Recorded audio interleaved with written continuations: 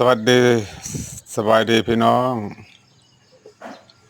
เสาร์วันนี้ก็เป็นเสาร์ของมื้อวันศุกร์พี่น้องเดือนพฤษภาคม2568พี่น้อง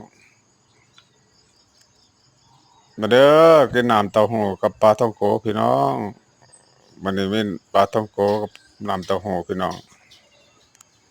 เติมพลังสักหน่อยนะพี่น้องเนาะตื่นเช้ามาต้องเติมพลังพี่น้องแค่นี้เด้อพี่น้องเด้อผิดพลาดประการใดก็ขอโทษขออภัยหลายๆ คลิปใหม่พี่น้องมือใหม่สั่งคลิปพี่น้องเพื่อหารายได้ไปรักษาตัวเจ้าของพี่น้องเป็นอัมพฤกษ์อัมพาตย่างบ่ได้พี่น้องกำลังหัดย่างคิดว่าสิย่างได้บ่พี่น้องแค่นี้เด้อพี่น้องเด้อคลิปหน้าพอกันใหม่